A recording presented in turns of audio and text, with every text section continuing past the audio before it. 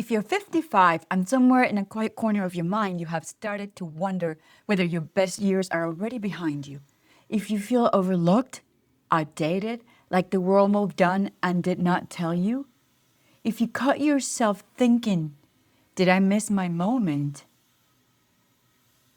You did not. And in the next few minutes, I'm going to show you why 55 is not the beginning of the end. It's the beginning of something the 25-year-old version of you did not have the equipment to build.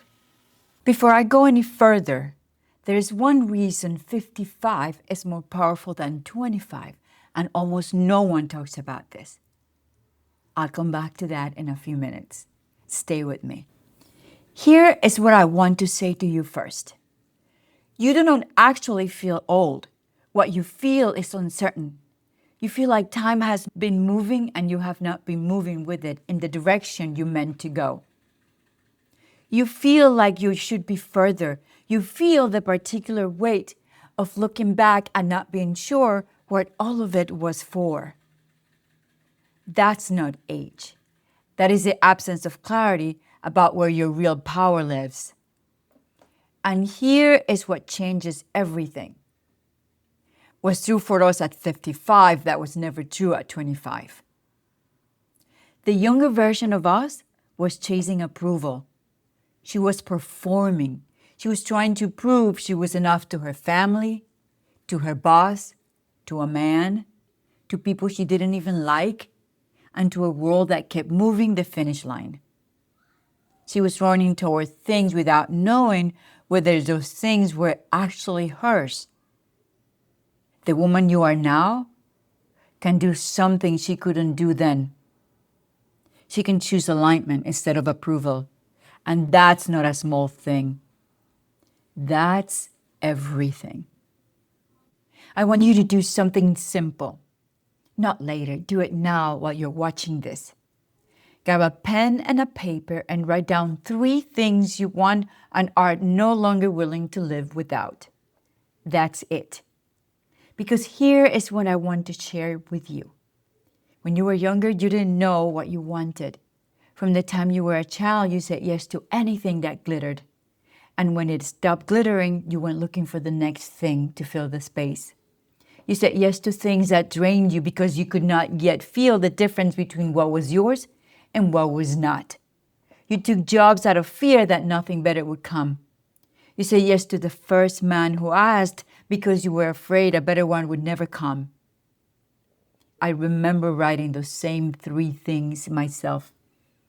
What scared me the most was not the answers. It was realizing I did not know what I truly wanted or who I was. I had been looking to others to tell me.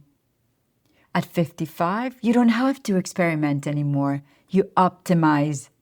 Those years that felt like failures, the wrong marriages, the wrong jobs, the roads that went nowhere, they weren't failures. They were rehearsals. You were rehearsing for the life you're about to begin. But before we go forward, I want you to let yourself feel something just for a moment. I lived so many years inside someone else's life that I forgot I had one of my own. I moved to Los Angeles after my divorce. I got a job designing the dream I had chased my whole life. And I stood inside that dream and realized it was not my dream anymore.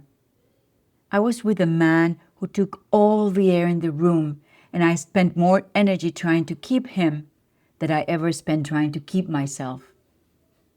I was awake for everyone else and asleep for myself. And that's the part that broke my heart. Not the things I lost when it all fell apart, but the slow understanding of how much time I'd given to a life that was never mine to begin with. How long I'd waited. How much of me I had set down and forgotten to pick back up. So if there's grief in you right now, for the years, for the wrong rooms, for the woman who waited, I want you to let it be there. Not to punish yourself, not to drown in regret, just to acknowledge it. Those years were real. The longing was real. even when you couldn't name it. You are allowed to grieve the time, and then you are allowed to put it down, because grief that is witnessed loses its grip. And what waits on the other side of it is not emptiness, it's space. And space is where your next life begins. And here's the thing almost no one gave us permission to feel. That it is not selfish to want more, but our birthright. I was called a dreamer my whole life, and not as a compliment. My mother said it like it was a warning. She made me feel guilty for wanting, as if wanting itself was a kind of betrayal. She told me that what is, always is, that there was no changing it. My husband told me I had no ambition, because I did not make as much money as he did. And when we finally parted, he looked at me and said, "There is no more money coming to you, Valentina. What are you going to do? You'll never find anyone to do for you what I did." I believed them for a time, and then I did not. Because here is what my soul knows. The wanting is not the flaw. The wanting is who we are. We are creators, and we came to this world to create magnificent worlds. That desire you have been ashamed of, the one you buried because someone told you it was too much, too late, too impractical, that was never a problem. You are allowed to want more.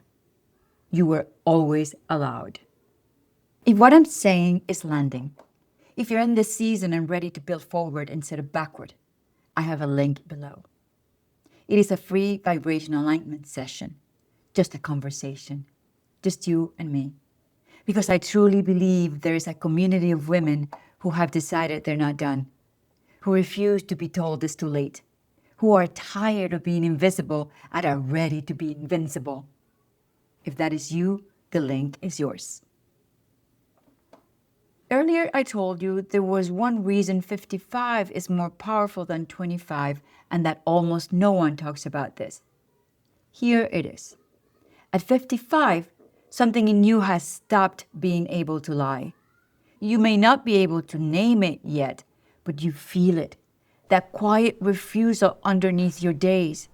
The sense that the life you have built no longer fits the person inside it.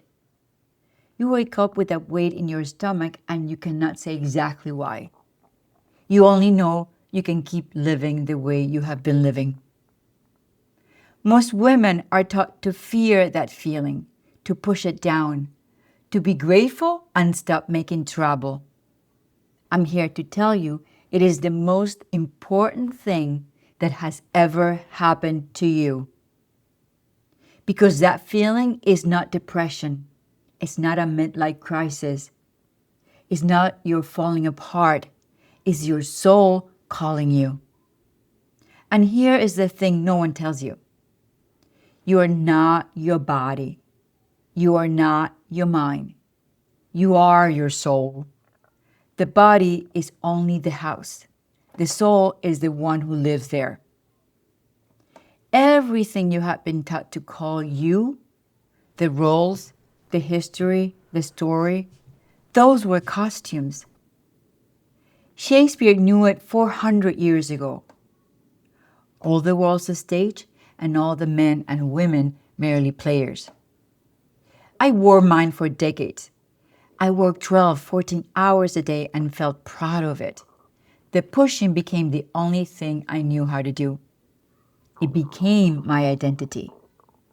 And I imagine it was the same for you. Somewhere along the way, the costume started to feel like the only self you had. But underneath the costume, something was always there. Something calling. That something is source. And when I say source, I mean the intelligence that has been running your life all along. Some call it God. Some call it a spirit. I call it source. Because it is where everything you are comes from and where everything you want is already waiting. I felt it for years before I understood it. And if part of you has gone numb, and would rather stay invisible than feel any of it. I want you to hear me. That is not peace. That is giving up. And giving up is not the answer. I know because I have stood exactly where you're standing. And the thing that kept me here was the quiet voice of Source that said, not this. There is more. And it isn't you two. You do not have to disappear. You have to wake up. And here is how you begin. When you're about to make a decision, pause, get quiet, and ask not, what should I do, but what is true in this moment for me? The answer that comes before the mind starts arguing, that is your soul. That is Source. Follow that. Learning to do this, to tell the soul from the mind, to follow the one that knows instead of the one that is afraid, that is not something you never knew. It is something you have forgotten. And it is something you can be taught again. It is the whole reason I do this work. I know what it feels like to stand at a starting line with nothing. At 49, I was standing in the middle of a parking lot watching a tow truck take my car away. It had been repossessed. I had lost everything. My home, my income, the life I had spent decades fighting to build, starting over at an age when most people are thinking about finishing, felt like the cruelest joke. And I remember thinking, this is it. I missed my moment. It is too late. It was not too late. So let me say to you what I wish someone had said to me when I was standing at my own starting line, terrified, because I felt my life was over. You are not a has-been. You are experienced. You are not starting from scratch. You're starting from wisdom. At 25, you were trying to become someone. At 55, you know who that someone is. That is not a disadvantage. That is power. If this spoke to something in you, subscribe. There is more where this came from. And if you know a woman who's telling herself it's too late, share this video with her. It is not too late. We are exactly on time. Spirit never makes a mistake.